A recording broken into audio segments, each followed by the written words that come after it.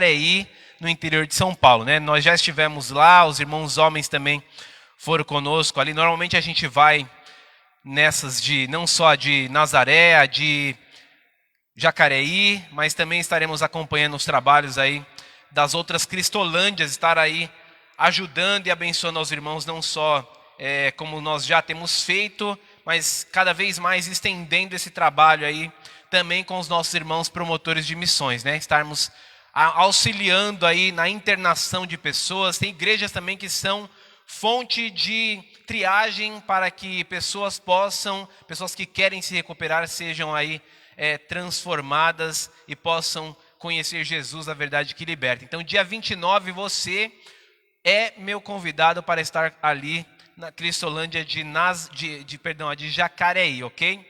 Deus abençoe aos irmãos. O boletim já está pronto, está no nosso mural, está também nos grupos da igreja, mas ele também já está impresso. Segunda-feira já estará na igreja aqui, e aí nós, durante a semana, já estaremos à disposição. Quero parabenizar você, trabalhador, pelo dia de ontem. Que Deus te abençoe, que Deus fortaleça você, que Deus cuide dos nossos empregos, né? Cuide de nós, abra mais portas de emprego para que mais pessoas aí que carecem, que necessitam de um trabalho, possam ser abençoados também, sustentados pelo Senhor, né? Então, Deus te abençoe em nome de Jesus. Também não se esqueça de cumprimentar os aniversariantes, né? Hoje aniversaria nossa irmã Raquel Maria. Eu pensava que era só Ruth e Maria, mas todos os irmãos são com Maria depois. A Raquel também é Raquel Maria, né? Então que Deus abençoe também nossa irmã Raquel. Vamos nesse momento acompanhar a leitura desse texto da palavra de Deus. Mateus capítulo 18, estarei lendo apenas 3 versículos. Mateus 18, você que está em casa, por favor, acompanhe. Não assista, não é um programa de televisão, é um culto ao Senhor. E por isso eu te convido a abrir a sua Bíblia, pegue a sua Bíblia, para que você também acompanhe a mensagem. Mateus 18, versos 15, 16 e 17 apenas. Estarei lendo esses 3 versos aí da palavra de Deus, amém? Olha só o que diz esse texto da palavra do Senhor. Queremos louvar a Deus pela vida do irmão Juarez, está bem, está aqui conosco, né? Deus abençoe e fortaleça cada vez mais. Mateus capítulo 18, verso 15 em diante, diz assim a palavra do Senhor. Se o teu irmão pecar contra ti, vai e conversa entre ti e ele só. Se ele te ouvir, ganhaste o teu irmão. Se porém ele não te ouvir, toma ainda consigo 1 ou 2 pessoas, para que pelo depoimento de 2 ou 3 testemunhas, toda a palavra se estabeleça. E se ele ainda não assim te atender, dize-o à igreja. E se recusar ouvir também a igreja, considera-o como um gentil e publicano. Amém? Somente até aí essa leitura desse texto. Feche os seus olhos neste momento, para que possamos orar ao Senhor. Pai eterno, Senhor dos altos céus, que alegria nós estarmos, Senhor, nesta manhã. Podemos, Deus, estar em sua casa, podemos também, ó Pai, orar pelos nossos irmãos que aqui não estão, que estão, ó Deus, trabalhando, estão em afazeres, aqueles que estão descansando. Pedimos a bênção do Senhor sobre a vida deles, ó Deus. Aqueles que estão enfermos, Pai, pedimos a restauração, a cura, ó Deus, a recuperação, para que, ó Deus, eles possam ter a melhor, ó Pai, para que os nossos irmãos que operaram, nossos irmãos que estão tomando medicamentos, eles possam, ó Deus, ter a restauração do Senhor. Pedimos, ó Deus, a cura para cada um deles, a restauração. Pedimos, ó Deus, toda a bênção do Senhor sobre cada vida, ó Pai, nesta manhã, em nome de Jesus. Amém. Então, domingo passado, nós falamos aí um pouco sobre o meu, né? Ou seja, o pecado individual, o nosso pecado individual, o meu e o teu individual. Também eu combinei com os irmãos que estaremos falando nesta manhã aí sobre o pecado do próximo, né? Falar do pecado do próximo, meu Deus, em mensagem também falar do pecado do próximo.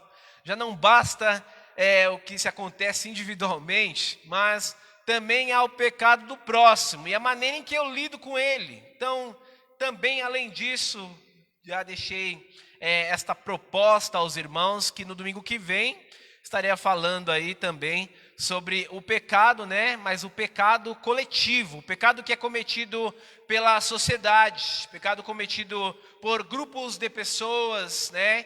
Pois o pecado ele não só afeta o âmbito individual, mas ele é um mal que também afeta o nosso próximo e também a nossa sociedade.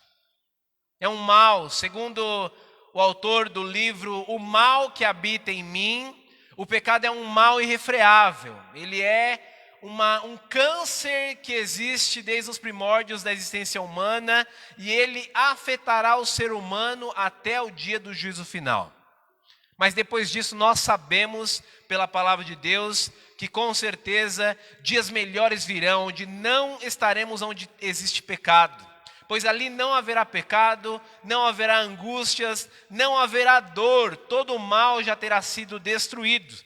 Mas esse texto da palavra de Deus é um texto que diz respeito, normalmente se é utilizado para falar da disciplina na igreja.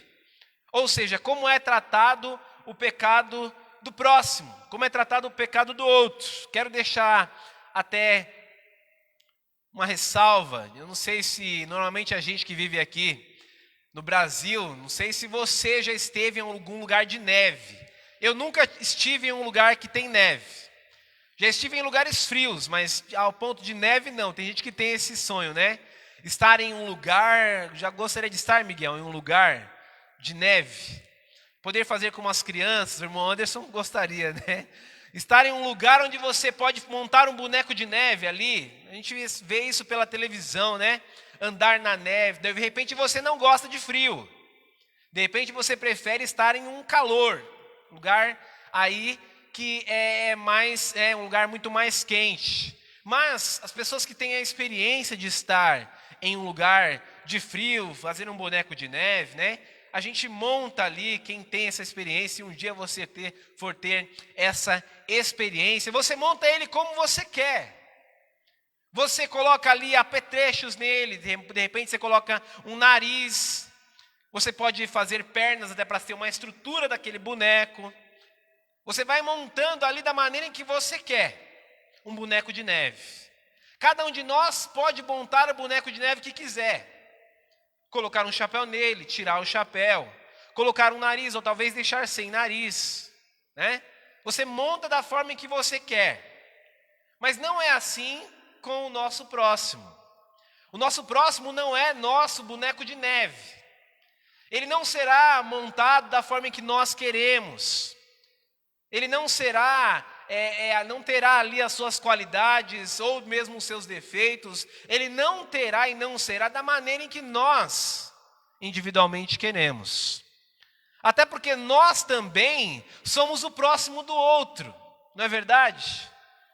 Porque se a gente entende a questão do pecado individual, e eu falei isso no domingo passado, um pouco aí, quando a gente fala sobre a questão do pecado individual, se tratando daquele que é meu, eu tenho que entender que eu tenho que lidar com ele, né? E eu disse também que Deus ele está disposto a perdoar, e isso é verdade segundo a primeira carta do apóstolo João. Se confessardes os vossos pecados, Ele é fiel e justo para perdoar os pecados e nos trazer toda a justiça. Então, esse é o pecado individual, né? Aquele que é sobre o meu eu. Aquele que é cometido individualmente. Seja criança, adulto, idoso, todos pecam. Não há um justo sequer, todos pecaram e destituídos estão da glória de Deus. Mas será que não existe nenhum bonzinho? Mesmo a mais linda criancinha. Jesus é chamado de bom e ele diz, olha, não me chames de bom. Bom é Deus. Isso porque ele nunca pecou. Então quer dizer que todos nós somos muito maus. Todos nós necessitamos de arrependimento, necessitamos de Deus. E a palavra de Deus nos fala sobre isso. E eu falei aí, né, um pouquinho sobre isso. Você deve identificar o seu pecado, você deve lidar com ele. A gente deve aí, a cada dia, se arrepender, procurar ajuda. Tem pecados individuais que você não vai conseguir resolver sozinho. Você vai lidar com ele a sua vida inteira. Porque você que está lidando com ele, precisa de um auxílio externo, para que você possa aprender de uma maneira correta, bíblica, como você lidar com ele, a ponto de que você vença ele. Ao ponto de que venham outros novos que podem vir, e você também seja pronto e preparado para lidar com os seus próprios pecados. Então, nós temos que ter esse alvo em nossa vida de matar o pecado que está em nós. Porque é o que ele quer fazer conosco, mas é o que nós devemos fazer com ele. Eliminar o pecado que está em nossas vidas. E aí o texto de Hebreus, capítulo 10, verso 26, ele vem falando: porque se pecarmos voluntariamente depois de termos recebido o conhecimento da verdade, já não resta mais sacrifício pelos pecados, mas uma expectativa horrível de juízo e ardor de fogo que há de devorar.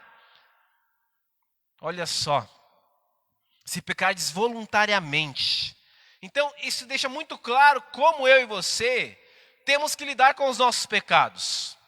Isso é uma responsabilidade individual para toda a vida. Lidar com o pecado. Se tem algum crente que não lida com o próprio pecado, talvez ele ainda não entendeu o que é cristianismo. Talvez ele ainda não entendeu que o pecado, ele não só nos rodeia, mas ele está dentro de nós. Paulo diz: quem me livrará do corpo desta morte? Porque o bem que quero fazer eu não faço, mas o mal que eu não quero fazer esse faço, porque vejo dentro de mim uma natureza que contraria a lei de Deus. Quem me livrará do corpo desta morte? Então uma luta, uma guerra que você e eu, cristãos, servos de Deus, vamos ter, declarada, é contra o mal, contra o pecado e principalmente o pecado que está dentro de nós, né? Principalmente ele. Porque todo aquele que vive habitualmente no pecado, vive em rebeldia. A palavra de Deus deixa isso muito claro. Uma das maiores demonstrações de rebeldia foi o que aconteceu na eternidade. Se voltaram contra Deus, não só Lúcifer, mas a terça parte dos anjos. E todos esses foram lançados nas profundezas, jogados nesta terra, e alguns nas profundezas do abismo, do Tártaro, do Geema. Então rebeldia e viver habitualmente no pecado, não quer dizer não pecar. O pecado deve ser um acidente na vida cristã. Mas viver habitualmente no pecado é uma escravidão. É algo que não é próprio de um cristão. Viver habitualmente pecando. Porque a palavra de Deus na primeira carta de João também deixa claro que se nós vivermos habitualmente, no pecado, habitualmente, ser um hábito da nossa vida, se não for algo que a gente luta contra ele, talvez exista alguma má compreensão do que é a verdadeira salvação em nós. Não quer dizer que o cristão não vai pecar. Não quer dizer que aquele que se entrega a Jesus depois não vai pecar. Tem gente que se frustra depois que se batiza, porque pensa que depois que é batizado, não vai pecar. Oh, que maravilha que se fosse assim, né? Mas não é assim. E Jesus, ele após ser batizado, ele é tentado no deserto. E aí talvez é que venha mais dificuldades sobre a vida cristã. E é por isso que Ezequiel, capítulo 18, verso 20 diz: a alma que pecar, essa morrerá. O filho não levará a maldade do pai, nem o pai levará a maldade do filho. A justiça, ou seja, do justo ficará sobre ele, e a impiedade do ímpio cairá sobre ele. Então, falando do pecado individual, é importante entendermos que cada um será responsável diante de Deus no tribunal. Cada um de nós prestará conta de cada uma das nossas atitudes. Mas graças a Deus que nós temos um justo juiz.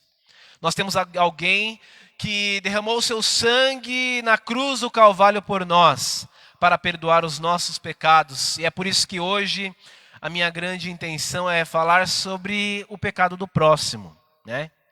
Mas de que maneira eu entendo o pecado do próximo? Já que ele não é um boneco de neve que eu posso montar ele e querer que ele seja como eu quero.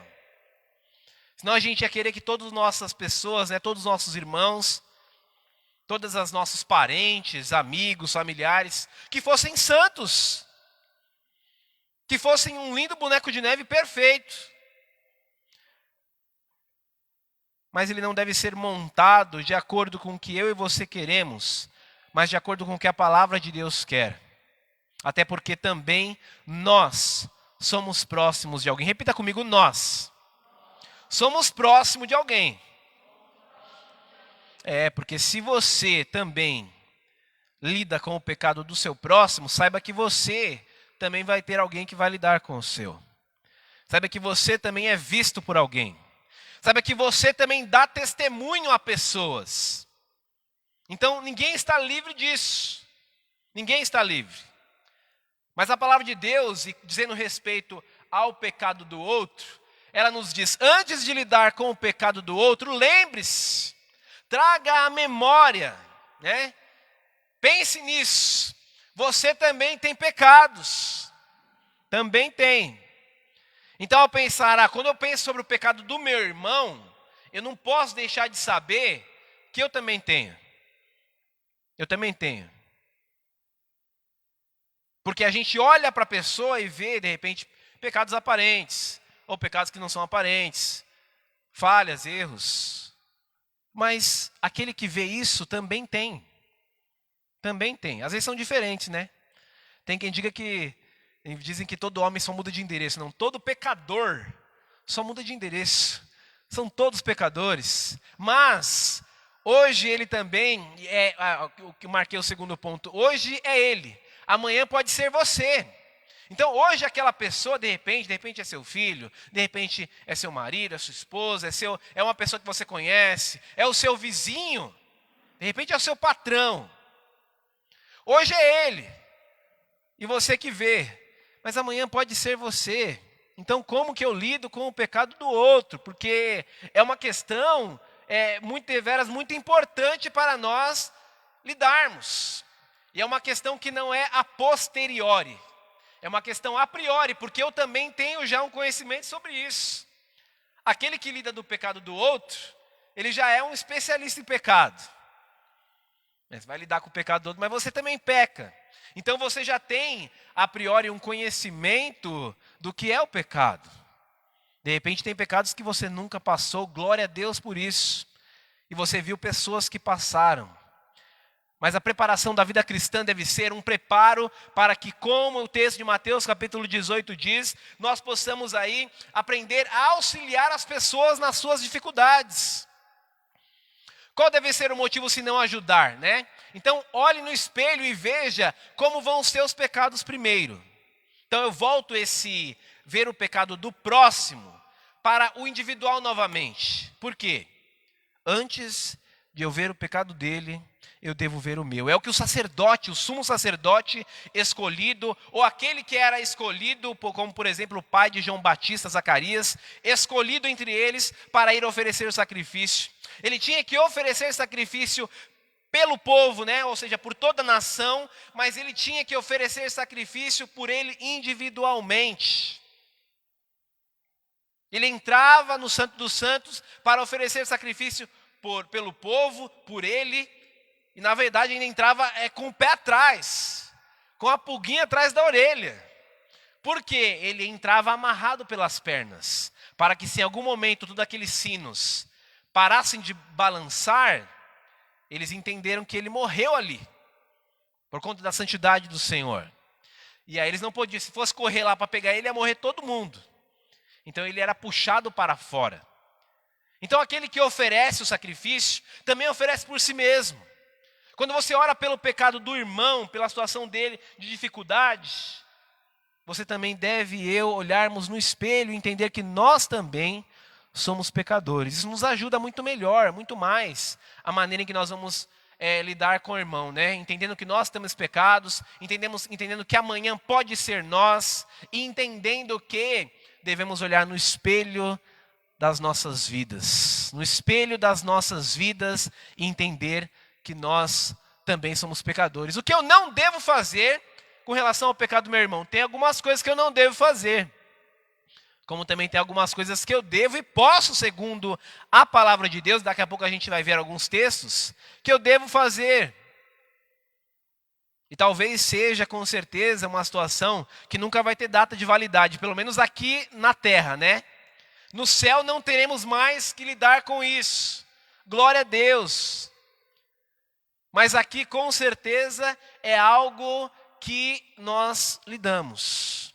É algo que nós temos, com certeza, momentos aí diversos para lidar. Então, o que eu não devo fazer é apontar o dedo para a pessoa, né?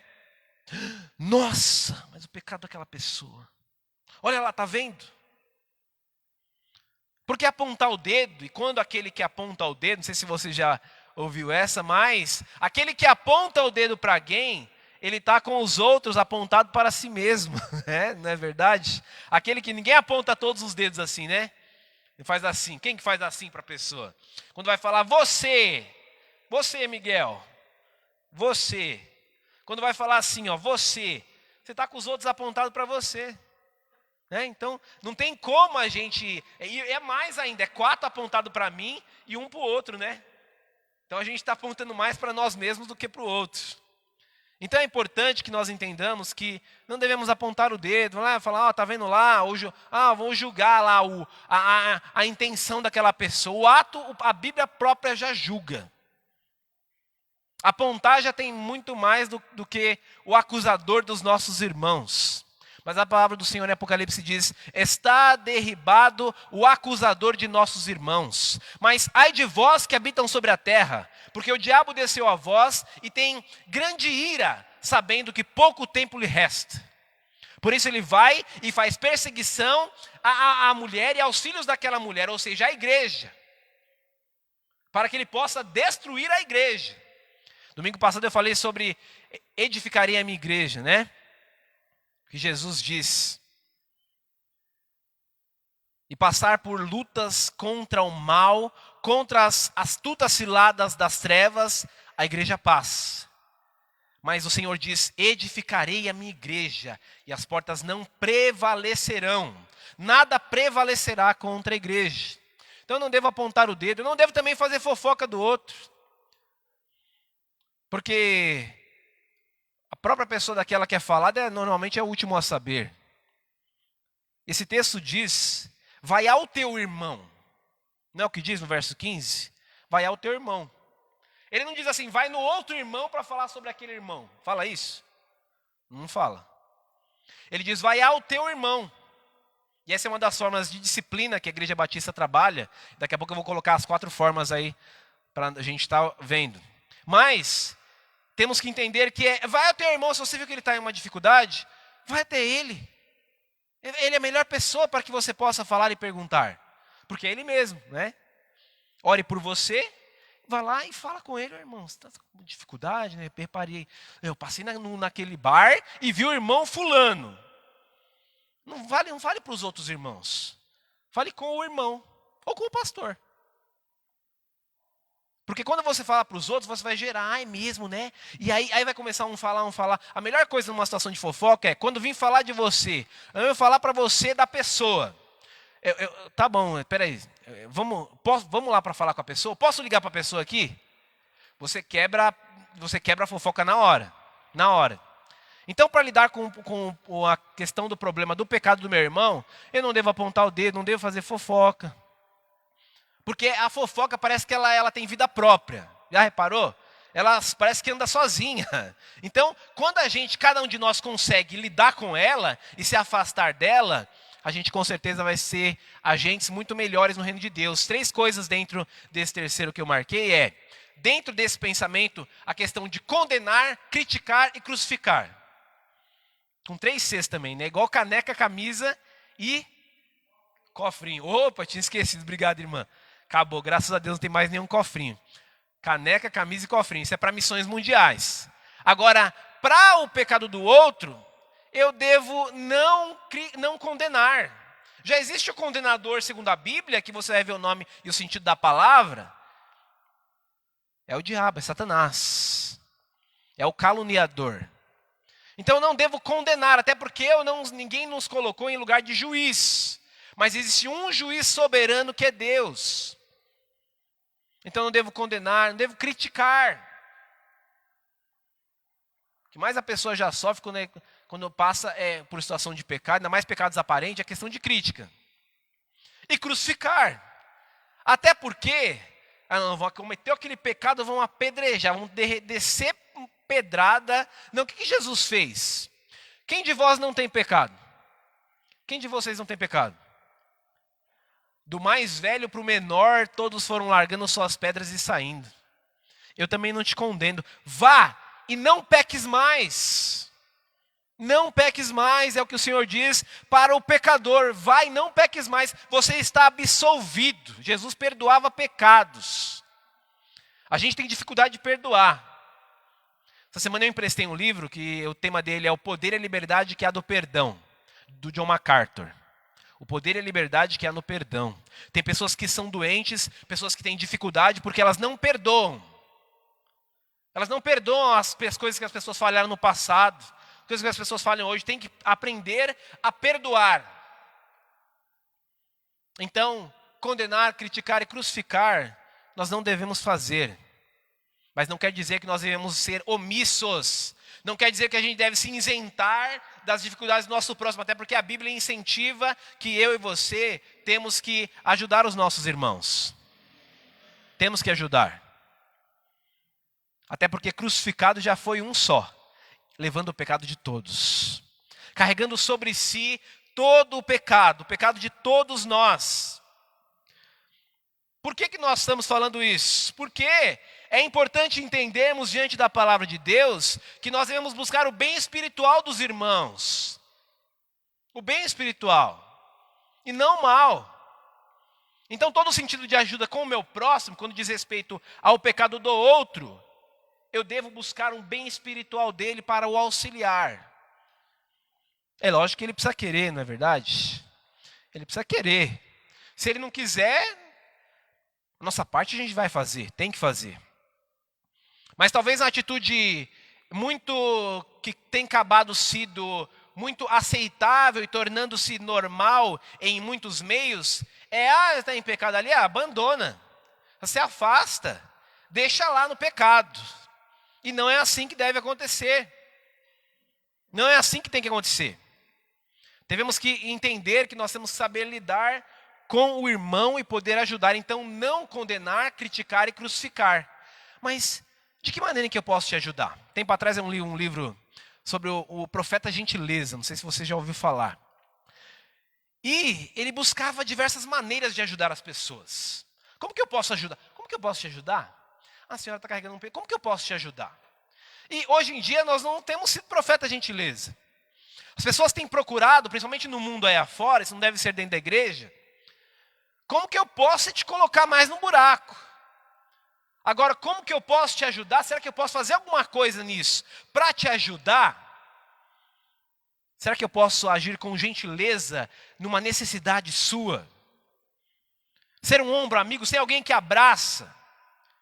Porque o pecado Deus odeia sim. E nós também temos que ser contra o pecado. Mas o pecador, ele carece da necessidade de auxílio, de amor, de perdão, de ajuda. É o que Jesus fez. As maiores demonstrações de Cristo no Novo Testamento mostram que ele repreendia o pecado. João Batista condenou o pecado, mas ele perdoava pecados. Ele restituía e restaurava pessoas. Restitui, restaura e recoloca. Então não condena, critica e crucifica. A gente restaura, a gente recoloca a pessoa, a gente ora pela vida da pessoa, e é assim que deve ser em nossas vidas. Por quê? Porque o que eu não devo fazer, né? Isso eu já entendi. Coisas que eu não devo fazer. Mas o que eu posso fazer então? Já que existem coisas que eu posso fazer, ou será que eu não tenho que fazer nada? Não. É lógico que a Bíblia diz coisas que nós não temos que fazer, mas também coisas que a gente tem que fazer. E talvez a primeira delas seja que a gente tenha que orar. Porque para lidar com o pecado das pessoas tem que estar em oração. E constante. Principalmente por nós mesmos, para também pelo outro. Para que isso também seja pela sociedade. pela sociedade. Sociedades diversas que têm caído em desgraças, vivendo em diversos pecados coletivos. Estados que são organizadamente ali, estados idólatras, estados que vivem na prática contra a palavra de Deus, Estado Islâmico. Estados que as pessoas são tratadas de qualquer maneira, não há inclusão social. A mulher, nem se fala o que se faz com a mulher. Pecados da sociedade. Mas quando se trata, principalmente e exclusivamente, do pecado do meu próximo, o que eu devo fazer? Eu preciso orar por ele. Quando eu oro por ele, depois o que eu posso fazer? Eu preciso falar com o pastor também. Porque se você vê alguma coisa, você tem que saber que o pastor ele só tem 2 olhos. Mas só que quando ele tem a igreja, ele tem muitos olhos. Quando ele tem a diretoria, quando ele tem o ministério diaconal, quando ele tem muitos olhos, ele consegue ver por onde ele não vê. Mas é lógico que a gente vai, com certeza, sempre poder olhar, observar, mas nem sempre a gente consegue ver tudo. Nem sempre as pessoas também, você consegue ver tudo. Até porque você e eu cristãos, nós não somos cartomantes, espíritas, nós não temos bola de cristal. Mas nós temos sim que observar e poder ajudar os nossos irmãos. Então uma das coisas que esse texto diz no verso 15, olha só. Se o teu irmão pecar contra ti, vai até ele. Porque quando alguém peca, ele peca contra ele mesmo, contra o próximo e principalmente contra Deus. Principalmente. Vá até ele. Foi contra você? Principalmente se com o que esse texto diz. Porque a maior especificação desse texto é dizer, o pecado foi contra você, do teu próximo, vai até ele. Depois você vem participar da ceia. Depois você vem trazer sua oferta. Depois você vem glorificar. Vai até ele. Acontece que a gente faz tudo em vez de fazer isso aí primeiro. A gente faz qualquer coisa.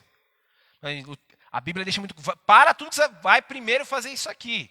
Depois é que você vai adorar o Senhor. Depois que você vai adorar o Senhor. Então, vá até ele e veja um objetivo. Como que eu posso ajudar? Então, um pensamento principal com relação ao pecado do meu próximo é que eu devo pensar como eu posso ajudar. Porque como eu posso criticar, como eu posso fazer qualquer outras coisas, o mundo inteiro já faz isso. Ou na verdade, o mundo inteiro está tornando ser normal. O mundo está dizendo, não, isso é relativo. Isso aí que você fez? Ah, não. Isso é relativo. Você não está se cobrando demais. Né? Tem psicólogos que falam que você não deve passar. Mas tem muitos maus conselhos. Por isso deve ser pautado junto com a palavra de Deus. Relativismo. Ah, não, isso aí não é pecado não. Que isso aí é normal. Se tornou normal na sociedade. Isso aí se tornou normal na sociedade, principalmente pecados coletivos, que são o que muitas sociedades, por exemplo, Sodoma, o pecado da sodomia, se tornou normal ali. Não era mais um erro. Então a sociedade tem relativizado tudo, tudo é relativo. Ah, isso aí é o seu modo de pensar. Ah, não, isso aí foi o modo de pensar dos escritores bíblicos. Isso hoje a gente está a Bíblia tem que ser atualizada. A Bíblia não carece de atualização. Ela é atemporal. Ela não tem vencimento. Não tem. E talvez uma das coisas que os pastores batistas têm batido afinco, principalmente por conta do ano passado e desse ano, é que a Bíblia não precisa ser atualizada, como muitos têm falado. Ela não carece, ela não necessita. Ela não deve se amoldar às situações e à sociedade. Ela é ela por si só. Ela não tem que ser mudada. Ou tentar melhorá-la, ou adequar ela à sociedade. A sociedade e as pessoas individualmente, o meu próximo e todos nós, temos que se adequar a ela. O que ela diz que é pecado e não tem conversa. O que ela diz que é errado e não tem conversa, não tem como dar jeitinho. Então, e o que eu mais tenho que continuar fazendo? É orando, porque nem sempre que você vai lidar com o pecado do seu irmão, vai ser feito assim, um passe de mágicas, um milagre, e ali vai ser tudo resolvido. Vai ser tratado, acompanhado. De repente, de repente você não vai nem poder lidar com o seu irmão. Ou você não tem nem condições de ir lá e fazer alguma coisa. Mas uma coisa você pode fazer. Continuar orando. Continuar orando por ele. Continuar orando por ela. Continuar em oração pela pessoa, né? Com certeza é isso. Porque, tá sabendo do pecado fulano? Eu não sei. Eu estou muito ocupado corrigindo os meus. Então, o pecado do fulano, ou do ciclano, ou do beltrano, pecado do outro, para lidar, é muito importante. Eu primeiro lidar com o meu. Eu primeiro entender que eu tenho que lidar com os meus próprios, a fim de que essa ilustração da disciplina da igreja, a partir do verso 15, ela possa dizer respeito à comunidade, ela possa dizer respeito ao meu individual e também a maneira em que eu vejo o outro. A maneira em que eu uso os meus olhos para olhar a vida do meu próximo. Eu olho com olhares de condenação? Eu olho com olhares de julgamento? Ou eu olho com o olhar de que maneira em que eu poderia ajudar? Porque é bem verdade que a gente tem que olhar com o olhar de identificação. Mas qual é o motivo? Qual é a motivação? O grande pecado de muitas coisas, está na motivação. Uma coisa que pode ser santidade, santificação, se for algo feito com a motivação errada, vai ser pecado. Vai ser pecado. Coisas que a própria Bíblia não menciona ser certo ou errado, coisas atuais, coisas que têm surgido agora, ela permanece atual, porque naquilo em que ela não diz respeito, você pode ter certeza que existe a motivação que ela vai descrever para o que se deve e aquilo que não se deve fazer. Principalmente a maneira em que eu lido com o meu irmão. A maneira em que eu lido com o meu próximo. Então, com certeza, esse texto vem dizendo, vai até ele. E se te ouvir, ganhaste o teu irmão. Que maravilha quando a pessoa, ela não é um pecador costumaz. Não é um pecador impenitente. Porque nós não temos o costume de fazer como muitos na antiguidade, né? Estigmas. Pessoas que se chicoteavam, né? Cometeu um pecado e ia lá e se chicoteava a todos, né? Não. Nosso pecado, ele é perdoado pelo Senhor. E é por isso que a palavra de Deus nos traz esta verdade, o incentivo de que eu tenho que estar lutando a cada dia, eu tenho que estar em uma vida constante contra o mal. No domingo passado eu falei também que nós temos que identificar os nossos pecados, e se possível você pode fazer uma definição até de 3. Quais são os seus 3 piores pecados? 3. Mas pastor, é 30, não tem problema, então faz de 30. Não é 3, é um principal, um principal só. Lida com ele. Lida com ele. Agora esse 1 ou esse 3 é do meu irmão, ou 30. Tem alguma maneira em que eu posso ajudá-lo? Tem alguma maneira em que eu posso dar a mão para que ele levante do buraco em que ele está entrando? Porque tem pessoas que estão indo para o inferno e aparentemente parece que não estão sabendo. Pessoas que estão vivendo na prática do pecado e aparentemente estão indo com passos largos para o inferno. Estar dentro de uma igreja, estar dentro de uma família cristã, não quer dizer que você está indo para o céu. Você tem que ter convicção da sua salvação individualmente. Você tem que fazer com que isso seja tão grande em você, que a salvação do seu próximo também você possa identificar ela aparentemente. E se regozijar nisso. E poder glorificar a Deus por isso. Não julgue alguém por ter pecados diferentes dos seus. Porque a diferença é que a gente é só pecado diferente. Ou pecados iguais. Então eu não julgo porque eu também tenho. E se o dele é um, talvez o meu seja outro, talvez seja o mesmo. Então como que eu lido com isso? Será que eu oro por isso? Será que eu já orei por isso? Será que você já se deparou em algum momento onde você esteve em uma situação em ver o seu próximo em alguma dificuldade? Como que você lidou com isso?